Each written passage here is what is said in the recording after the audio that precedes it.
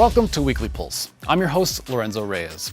We're getting ready for NBA All-Star Weekend, and since we're focused on basketball, USA Today's Mark Medina shares some insight on the dominant Milwaukee Bucks and a Houston Rockets team that has gone all in on a new identity. Then, we're switching gears to talk football. I'll have the latest on the XFL reboot, and I'll also list my top 5 NFL free agents. And we finally round out this week with a one-on-one with Big Papi. Find out what the baseball legend has to say about the passing of Kobe Bryant and how many teams are familiar with sign stealing. Let's roll. Before the NBA trade deadline, Rockets GM Daryl Morey participated in a 4-team, 12-player trade where he traded center Clint Capella to Atlanta Hawks and got wingman Robert Covington from the Minnesota Timberwolves. So basically the Rockets don't really have a rim protector or a true center.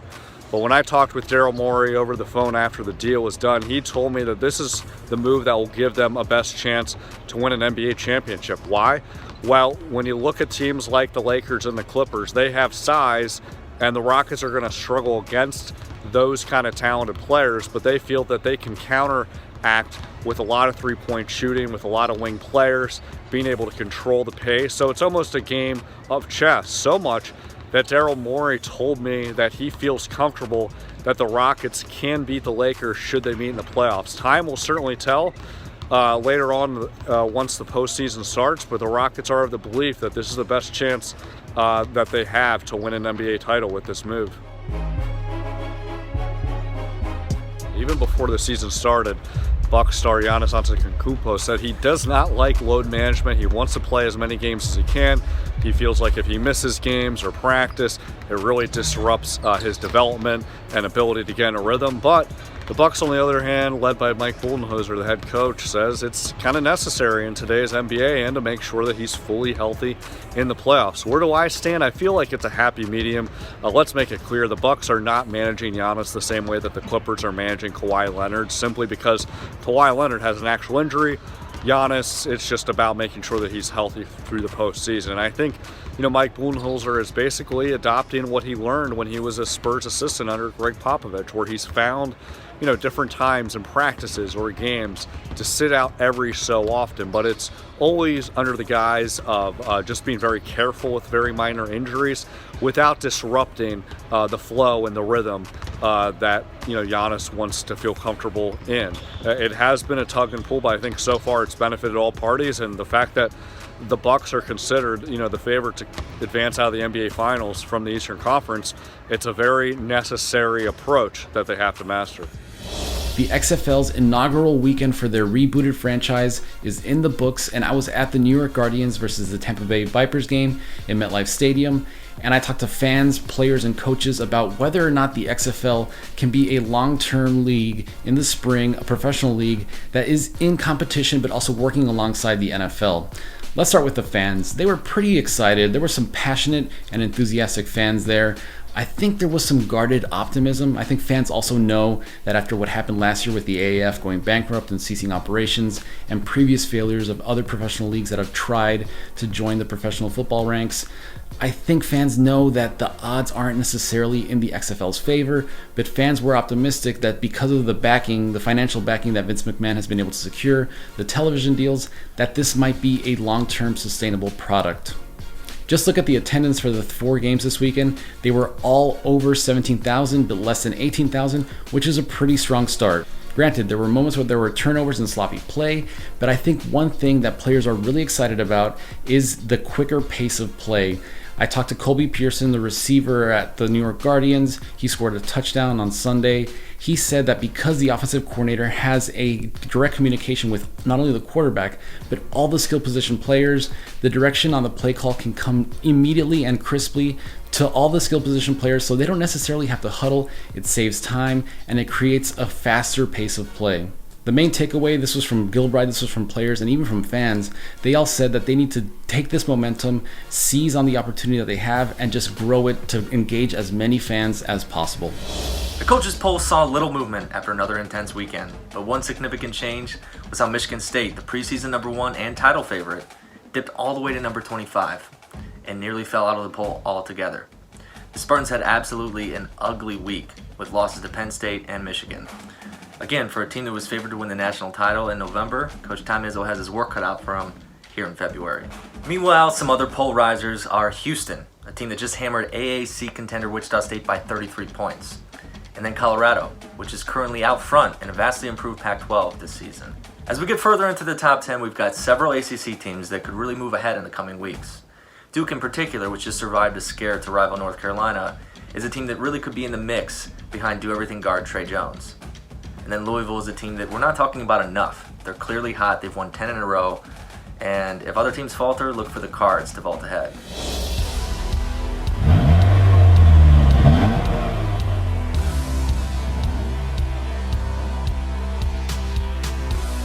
I am here with Bears running back Tariq Cohen. Now we're about to go on a ride in a slingshot, but I want to ask you a little bit about your journey. I know you've been in the NFL for a couple of years now, but I mean, you're a 4th round pick out of an HBCU college. What's the journey been like? I feel like it's been like a long road, kind of. I played the underdog card for the most part of my career. Yeah. Not being known about, being a small guy in the NFL, and I feel like it's worked out for me. It's been a learning lesson every day, and I'm proud of where I've come. And I know a lot of people, there's been a lot of criticism about Trubisky this past season, but I mean, what are some of those things that you see in him that make you confident in him being a quarterback moving forward? Just his mental strength, not letting the media get to him, coming day in, day out, just working hard, and just not letting nothing, mess with his momentum and him wanting to be the greatest player ever. Like, he has that drive about him.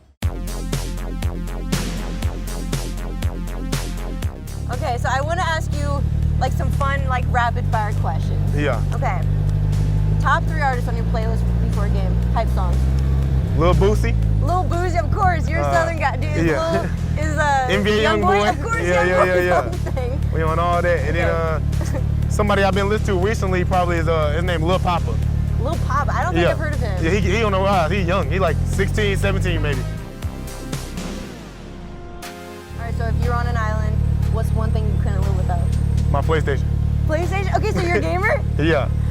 Okay, Modern Warfare? Yes. Me too. Okay, yes. so top 5 games. What's your kill death ratio typically? Oh, I'm a 1.8. Yeah. 1.8 right now. I was 1.85 until I started letting my little cousin play on my game. What's been the coolest stadium you've played at? Probably the Coliseum, and when we played the Rams this year. Probably the coolest because my favorite player Reggie Bush used to play on that same field, and I was just thinking like, dang, he used to play. I used to look up to him, watch his highlights on this field, and now I'm finally on this field. I was gonna say, that must be crazy just looking back, like where you were 5 years ago. Exactly. To where you're at now. Yeah. Life having fans though, that's the good thing. That's a good thing and bad thing about it. You and I last talked after Week 17 win over the Redskins. Your shoulder was hurting then, so catch my readers up on how is your shoulder? What have you been up to out in California training, I presume? Yeah, I mean, just taking care of the body, resting, relaxing, recovering at the same time. I'll start my training back here soon. Shoulder's gotten better. I'll start throwing and resume to my off-season routine and the way that I go about my business here in about a week or so. And on that off-season routine, I talked to Troy Aikman this week, and he said from 2018 to 2019, he thought your performance was night and day. And I know that a lot of that was what you've done with 3D QB. So when you look at what worked so well last off-season, what do you want to do this off-season? Like, what are the top priorities? Yeah, I mean, I just want to grow. I want to continue to improve off of that. I took a next step, I think, individually last year as a passer and as a quarterback. It didn't necessarily correlate to wins, and that's what was very frustrating. But moving forward, I'll have all the confidence that we will, right? But for me, it's about just going back, working with John Beck, making sure that my body is getting in the right position that I want it to, is staying activated. And when I'm doing that, when my body's in its routine, I feel like I can make every throw, and my confidence is through the roof. Control what you can control. That's something we've heard from Jason Garrett a lot the past several years. I know you say it all the time. That being said, if you play this year out on the franchise tag, what message do you think it sends? I mean, hopefully it's in the same message that this year sent. But obviously I want to win. I'm somebody that I've gambled on myself my whole life. And that's kind of what it is. I've been doubted, and I've told people that they're wrong. And when you're playing out a situation, when you're playing out a contract, there's no different mindset than that. Do you think it changes at all the way your teammates see you as a leader? I don't. I think my teammates know me well enough that they know that's actually not a thought in my head. That they know that's not why I play the game. That's part of it. Now it'll be a blessing when it comes, and that's the nature of our game, the nature of our business. But they know that that's not my motives. That's not what gets me going. And so I think it frustrates them probably as much as it frustrates me. Yeah, for sure. This is your first time in your NFL career that you will have a new head coach. Where were you when you find out that the Cowboys were hiring Mike McCarthy? And tell me about your phone conversation with him. Yeah, I don't exactly remember where I was. I think I was coming back from our Vegas trip when I found out the news. But excitement, obviously. Just knowing he's a quarterback guru, he's an offensive guru. Looking at his resume, the playoff wins. He's won a Super Bowl. And when you're a quarterback of a team like this, that's your expectations is to win a Super Bowl each and every year. And so when a guy comes in that has one, it's easy to follow. Have you had the chance to ask a guy like Aaron Rodgers about him or not yet? No, I haven't, and I won't. I won't take it. Never have taken it upon myself to ask one individual about another individual. Yeah. Each relationship is specific to its own, and I don't want to allow somebody else's opinion or view of somebody distort mine.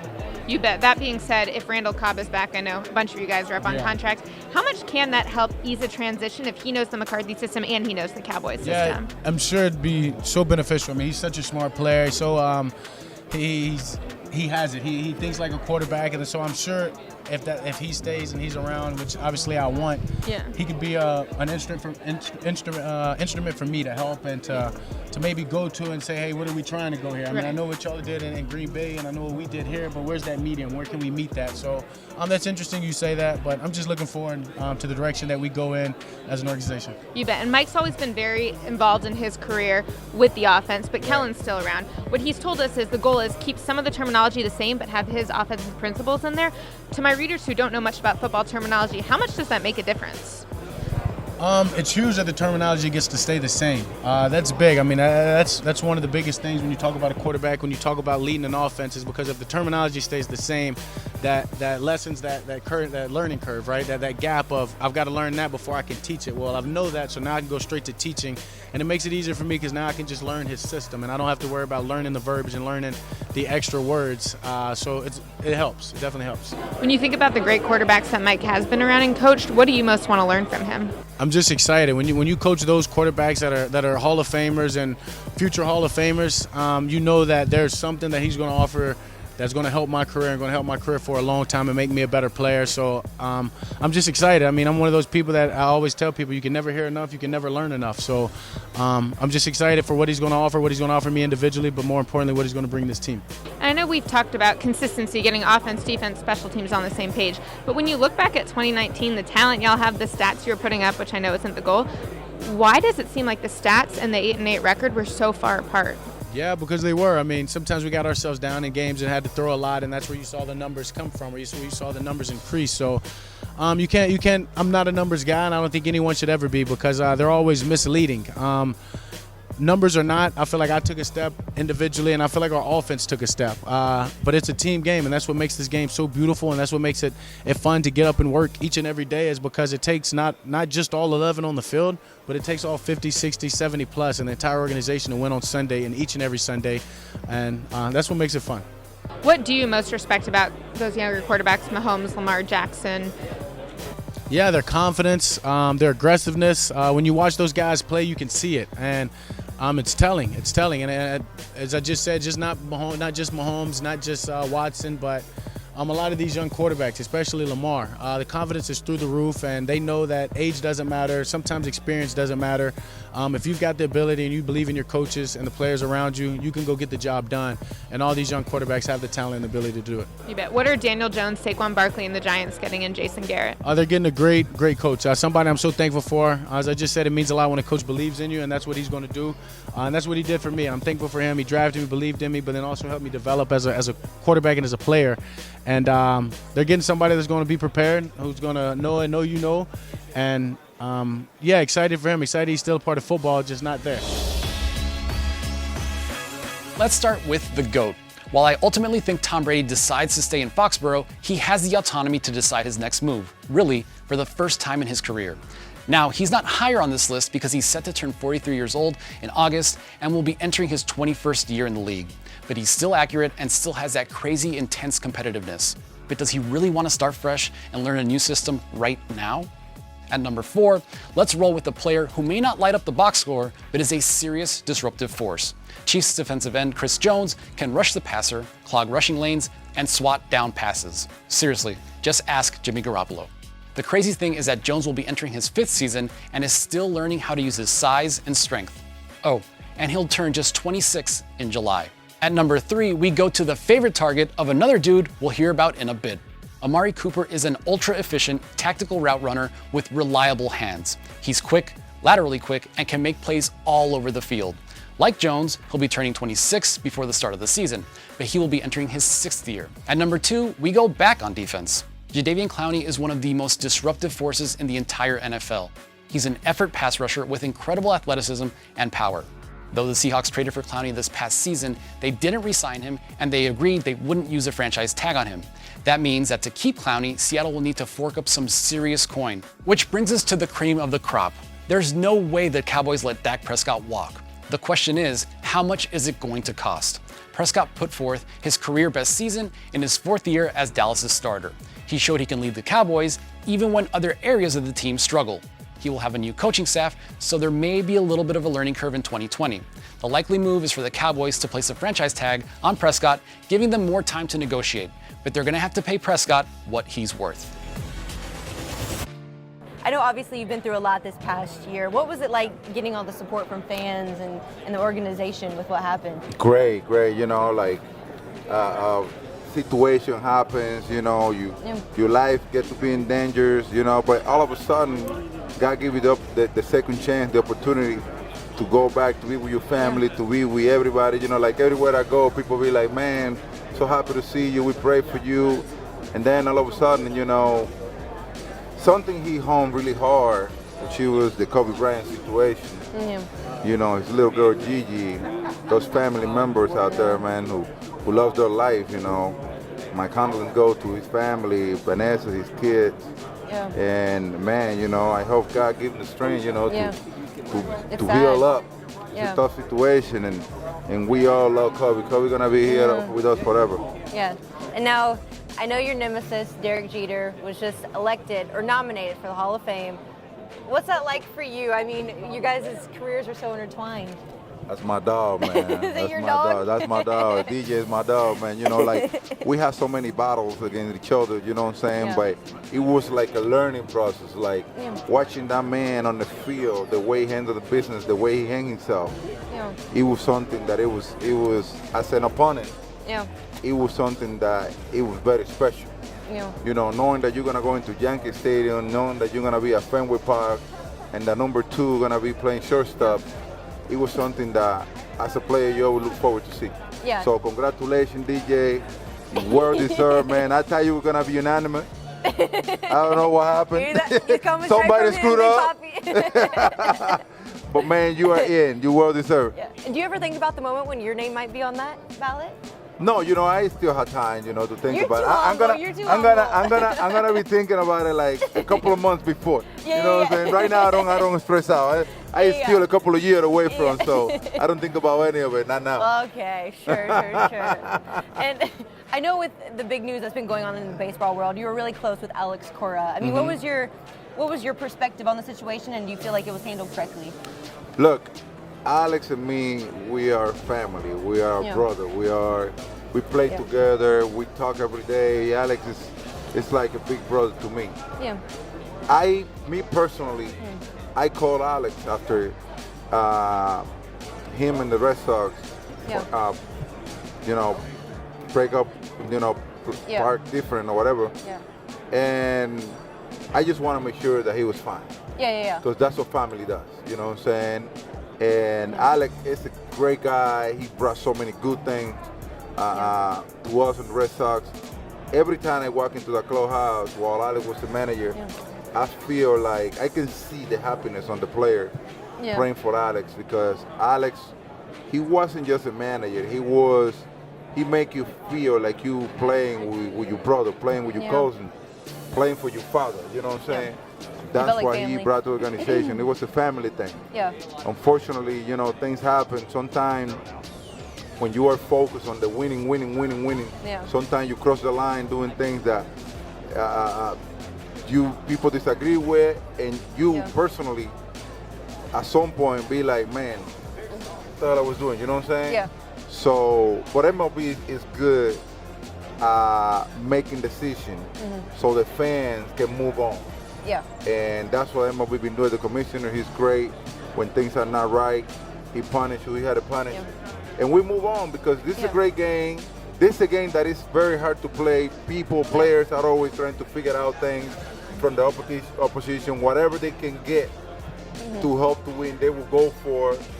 Sometimes people cross the line, like it just happened. But like I say, the commissioner always know how to take care of business. Yeah, and now the Red Sox are without a manager. So what would you like to see the direction of the team go? I hope they get someone as fun as Alex. As fun as Alex? Yeah. Because Alex is a baseball guy. Yeah. Even the way things went down, which I don't really know. Yeah. Because I haven't heard the commissioner coming out with any punishment. Yeah. Alex, the Alex that I know, is a baseball guy. It's a guy that prepared himself to play the game. It's a guy that has so much knowledge about the game, you know what I'm saying? And I hope when things cool off, he's back in the game for good. Yeah. And now you and Tom Brady have been the faces of Boston sports for a long time. Would it be weird for you to see Tom Brady in a different uniform? It's not happening. It's not happening? It's not happening. Breaking news right here now. Breaking news. It's not happening. The man is coming back for the following season. That's it. That's it. Robert Kraft, I'm gonna come to see you. You know, Robert, he wore Nike with everything. You know what I'm saying? Then you gotta tell him. Yeah, he sent me a pair. Yeah. So you're I went like, hey, Robert, I like those shoes. He's like, Papi, I'll hook you up. He sent me a pair. I still got it. I'm coming to see you. We need to talk about AK the GOAT because we need a uniform next year. I don't see my favorite team, the Patriots, not having my boy TV for another year. So, yeah. Listen, Big Papi listen. No. When you sign a guy like Tom Brady, that's it. You talking about time and money. Yeah. You know what I'm saying? So the money is worth it, and he give you the best time ever. So exactly. There you go. You already know. Now I want to know, as a baseball, I guess I'm a huge baseball fan, but I want to know who's been the best pitcher you've ever gone up against. Oh, without a doubt, Pedro Martinez. Really? The best pitcher I ever faced. So what was that like when you're at the plate? Like, what mentally? When you can fight the enemy, what you do? Well, you face it. You join it. But you No, let me tell you, Pedro, what made Pedro so good during my era where all I played, it was that starting pitchers, they have 4 pitches, sometimes they have 5, but they have 2 really good ones. Yeah. And then the other 3 or the other 2 are for them to get in the mix. To kind of throw it, Yeah. Pedro had 5 pitches and all of them were good. All of them were good. All of them. That's why it was so hard to face Pedro. That's why you're not gonna see many guys being like, "Oh, I was successful against Pedro." Yeah. No, Pedro will make your life miserable. You know what I'm saying? And then the funny thing is that Pedro is so humble that he always talk about this one homer that I hit up for him. Oh. Yeah, and I was like, yeah, but that was the only hit I got up for you. Here's some good news. This weekend is all about basketball. If you want to see hoop skills on full display, be sure to watch the 3-point contest and the slam dunk contest on Saturday night. Then the game itself is Sunday night. Watch Team LeBron take on Team Giannis. 2 impressive rosters, but only one team can claim victory. Enjoy your weekend and stick with Weekly Pulse, your heartbeat to what's trending in sports. Hey sports fans, if you want to see more videos like this, check out some of our other ones right here. And if you like what you see, hit the subscribe button and stick around for more from USA Today Sports.